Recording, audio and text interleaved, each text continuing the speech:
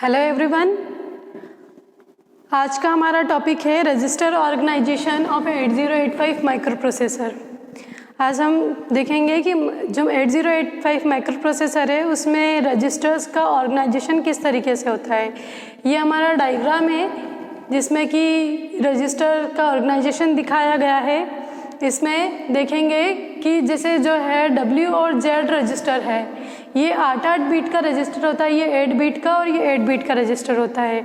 It mean 16 beat का register होता है।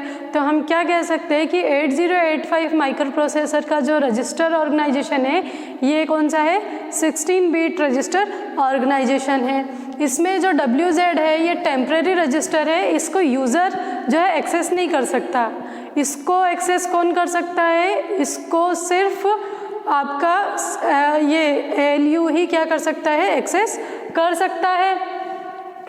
ये ALU क्यों एक्सेस करेगा, इसको अपने ऑपरेशन को परफॉर्म करने के लिए, अपने ऑपरेशन को डेटा लेने के लिए और डेटा सेव करने के लिए।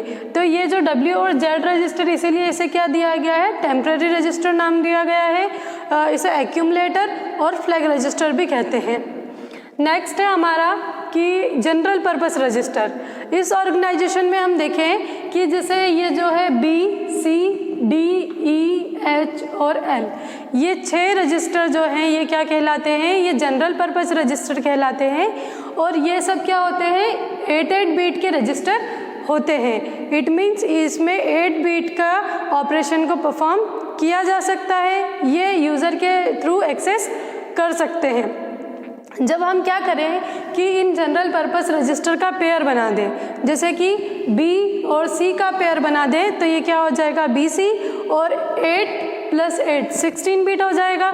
इट मीन्स BC का पेयर जो है फिर ये 16 बीट के ऑपरेशन को परफॉर्म करने के लिए रेडी हो जाएगा। इसी तरीके से हम D और E का पेयर बना देंगे तो ये DE का पेयर भी 16 बीट का हो जाएगा और ये भी 16 बीट के ऑपरेशन परफॉर्म करने के लिए रेडी हो जाएगा। HL रजिस्टर, इन्हें भी जब हम पेयर कर दें तो ये क्या कहलाएगा, HL, इनका जो पेयर कहलाएगा HL। इनको पेयर के रूप में इस तरीके से लिखा जाता है H/L B C और DE। तो ये HL भी कितने का, 8 और 8 16 बीट का हो जाएगा। इट मीन्स इसमें भी 16 बीट के ऑपरेशन को हम क्या कर सकते हैं, परफॉर्म कर सकते हैं। तो ये जो 6 थे ये क्या थे, हमारे जनरल पर्पस रजिस्टर। नेक्स्ट है specific purpose register. Specific purpose register में आता है एक्यूमुलेटर और सेकेंड है फ्लैग रजिस्टर।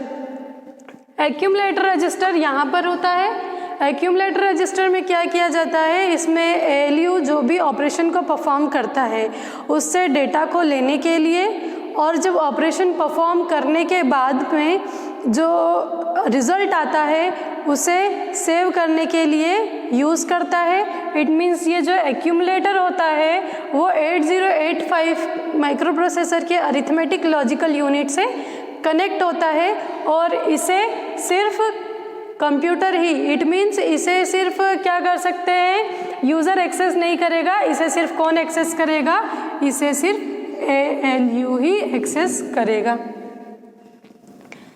नेक्स्ट है हमारा फ्लैग रजिस्टर। इसमें जो होते हैं 5 फ्लिप फ्लॉप होते हैं,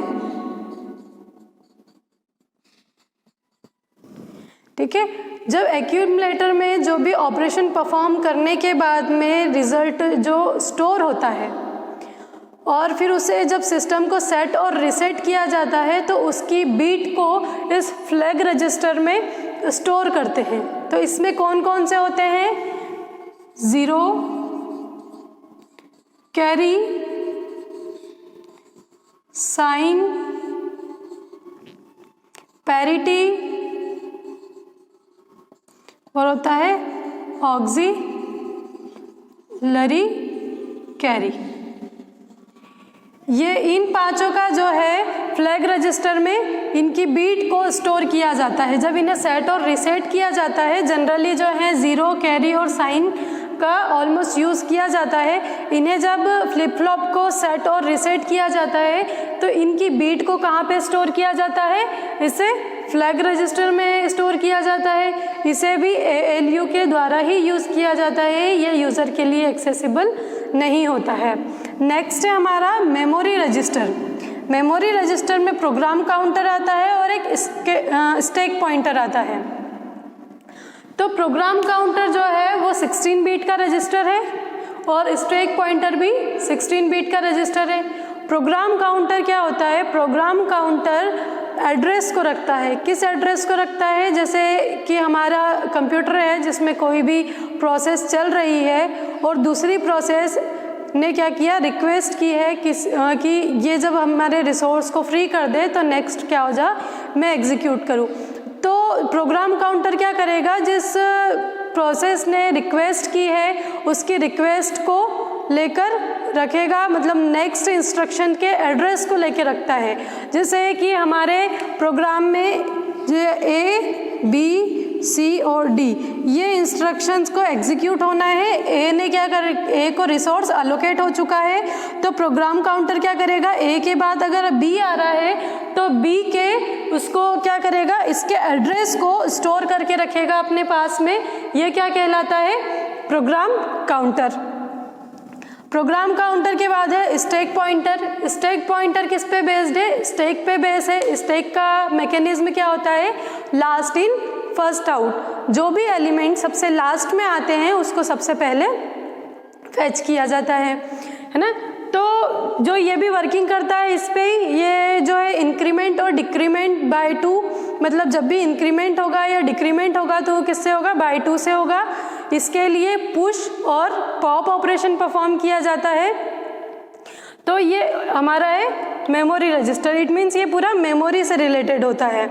तो हमारा देखा हमने जैसे कि जो रजिस्टर ऑर्गेनाइजेशन में कितने टाइप के हो गए, जनरल पर्पस हो गए, स्पेसिफिक पर्पस हो गए और मेमोरी रजिस्टर हो गए, और इनका अपने अपने अकॉर्डिंग अलग अलग वर्क होता है। तो आई होप आपको आज का वीडियो यूज़फुल लगा होगा। Thank you very much.